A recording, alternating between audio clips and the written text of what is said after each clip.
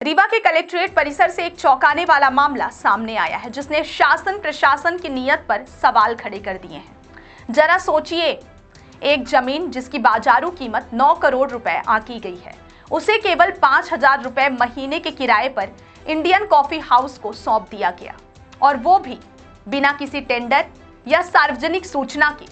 क्या ये कॉफी का ठेका है या कलेक्ट्रेट के भीतर खेला गया कोई सधा हुआ खेल? यह बड़ा सवाल है।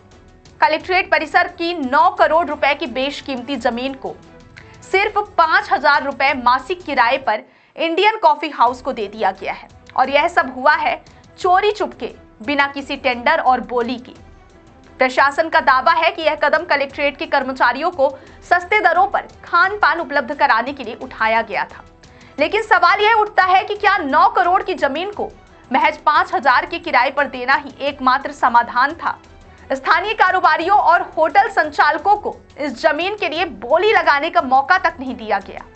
इंडियन कॉफी हाउस के प्रबंधन ने सीधे कलेक्टर के सामने प्रस्ताव रखा और उसे तुरंत स्वीकार कर लिया गया। इस पूरे मामले में कई चौंकाने वाले पहलू सामने आए। जिस जमीन की बाजार कीमत 9 करोड़ रुपए है, उसे महज 5,000 रुपए मासिक किराए पर दे दिया गया। यह जमीन बस स्टैंड के पास कलेक्ट्रेट परिसर में सबसे अच्छी जगह पर है, जिसे नियमों को ताक पर रखकर बिना किसी टेंडर प्रक्रिया के दे दिया गया। इससे प्रशासन की नीयत पर सवाल उठना लाजमी है। प्रशासन ने बाहरी कारोबारियों को बुलाने का तर्क दिया था कि इससे स्थानीय युवाओं को रोजगार मिलेगा, लेकिन इंडियन कॉफी हाउस में सिर्फ साउथ इंडियन कर्मचारी ही काम करते हैं, जिससे रीवा के बेरोजगारों को कोई फायदा नहीं हुआ। इस कैंटीन का फायदा सिर्फ कुछ अधिकारियों को मिल रहा है, क्योंकि छोटे कर्मचारी यहां महंगे खाने के दाम चुकाने में सक्षम नहीं है।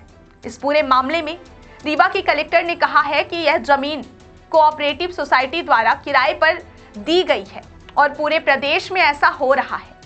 लेकिन सवाल यह है कि क्या कोऑपरेटिव सोसाइटी को इतनी बेशकीमती जमीन इतनी कम कीमत पर देने का अधिकार है?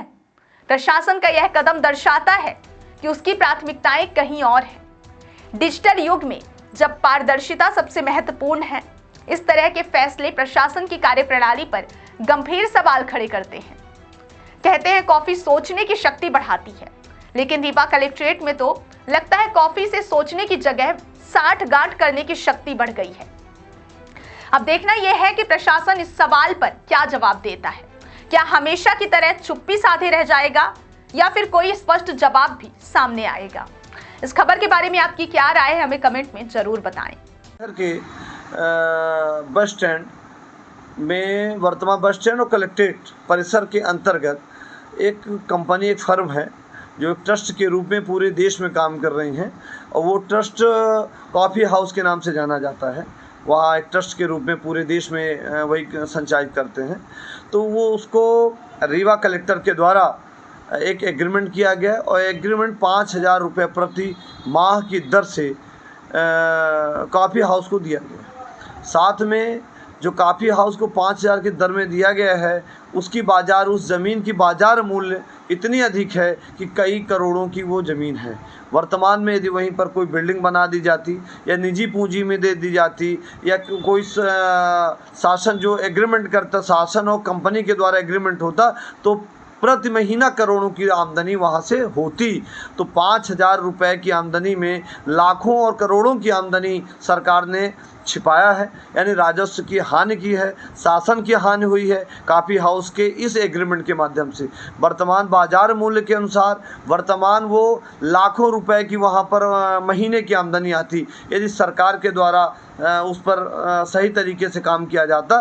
पर वर्तमान में जो 5,000 की बहुत कम कीमत है, उसकी तो वर्तमान में 50,000 या लाख की कीमत है। तो उस कीमत मूल्य में कम किया गया है, जो नियम विरुद्ध तरीके से है, और यह शासन को क्षति पहुंचाई गई है। इस संबंध में शासन को पत्राचार किए जाएंगे, जानकारी भेजी जाएगी।